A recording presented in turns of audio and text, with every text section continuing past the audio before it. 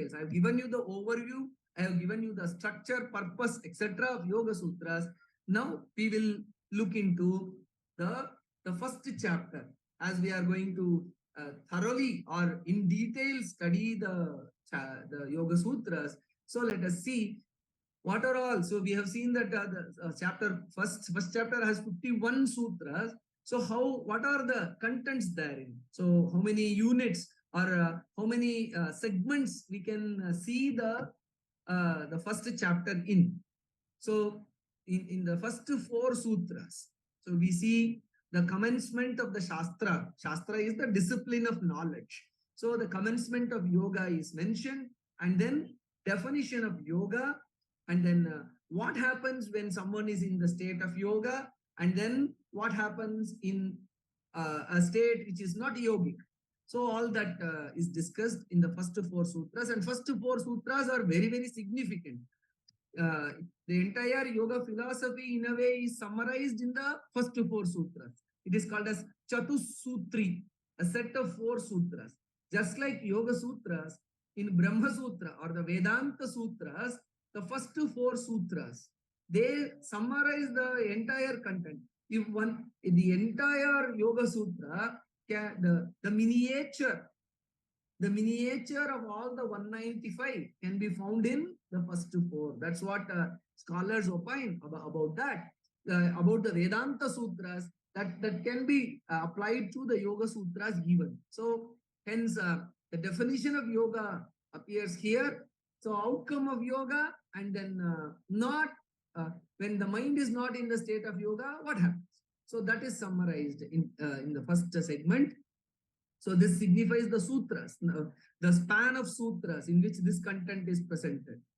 So then the concept of vrittis, or the activities of the mind, are presented, and 2 methods already are presented towards the regulation, cessation, and restraint of the activities of the mind.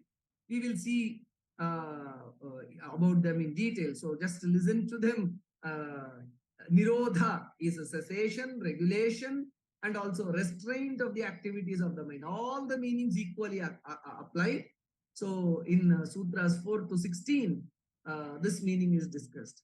And then, as I mentioned, the state of Nirodha, where a great level of regulation and control is achieved. So then the mind is very placid.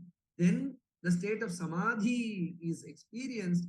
And then the twofold division of Samadhi is presented from Sutra 17 to 22 in the first chapter. And then there is an interesting segment here. The twofold tools which are mentioned here, they are further supplemented here by another method, very important central method of regulation of the activities of the mind. So Ishvara Pranidhana, surrender to the divinity, or expressing great devotion to Ishvara, the divinity. So that is mentioned by Pātañjala Maharshi.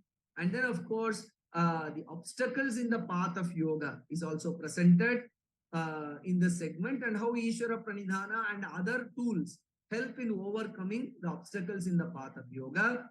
And then towards attaining Samadhi, that is complete absorption in the object of meditation without any distraction, what is needed is ekagrata, single pointed focus. So some 7 methods are presented from Sutras 33 to 40 towards attaining the single pointed focus, which is essential towards attaining the Samadhi. See, even when one overcomes the obstacles, still the mind, which is now free from obstacle, has to be focused. So, and even to some extent, in overcoming the obstacles also, certain strategies and approaches at various levels are to be adopted. So these are presented in this segment 33 to 40. So both towards attainment of single pointed focus, and also to manage the obstacles of yoga. So these 7 methods of overcoming overcoming them, or 7 methods towards that end is presented here. In the 5th unit, it spans from Sutra 33 to 40. The word Samprajñāta Samadhi is mentioned. So Samprajñāta Samadhi is one of the preliminary steps of the state of Samadhi, which has multiple layers. So when there is a single pointed focus, that Samadhi state is achieved, and then further a person rises. Okay. And then as the Samprajñāta Samadhi is mentioned here, then that Samprajñāta Samadhi, the various layers of Samadhi, that Sabija Samadhi. So the same Samprajñāta Samadhi is also called as a Sabija Samadhi. I'm just acclimatizing you to certain terminologies in Yoga Sutra, which we will repeatedly pronounce, you will listen, and you will get used to it. Don't get put off by the Sanskrit terms that are used here. We are going to repeatedly use it. Just listen to them. In due course, you will get accustomed, and you will utilize it, understand it, and feel.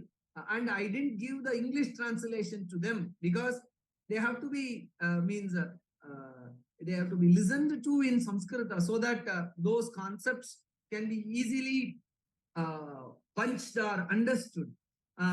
Means with this as marker, the Sanskrit terms as marker, you can immediately connect those meanings to it.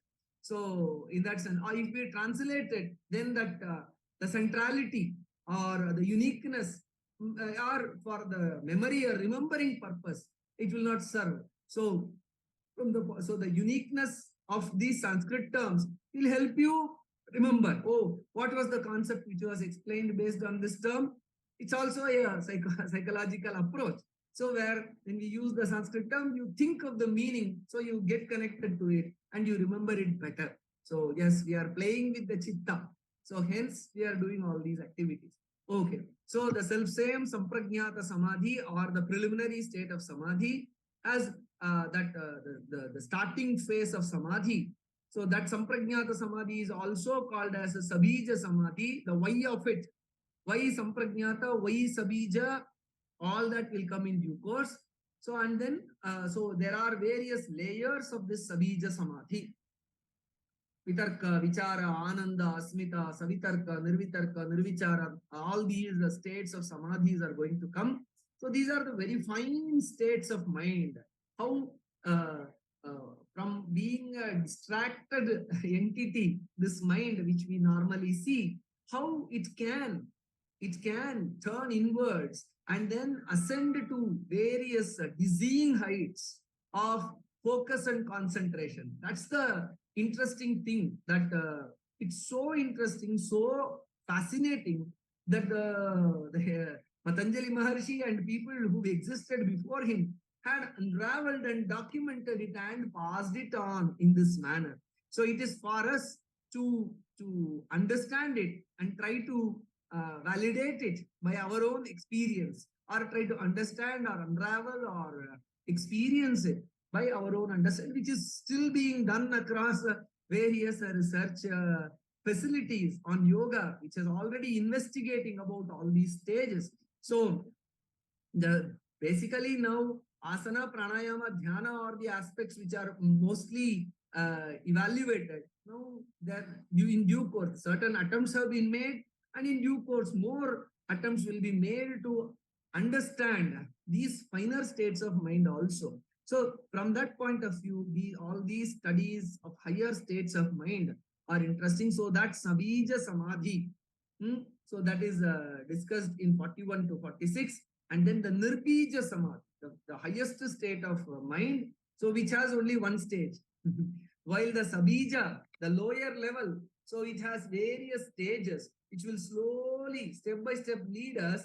Where does it lead us? To the Nirbija Samadhi, which is the highest state, from where on attaining excellence in that state, one attains the ultimate reality of one's own the undistracted, undiluted, complete absorption into one's own true nature.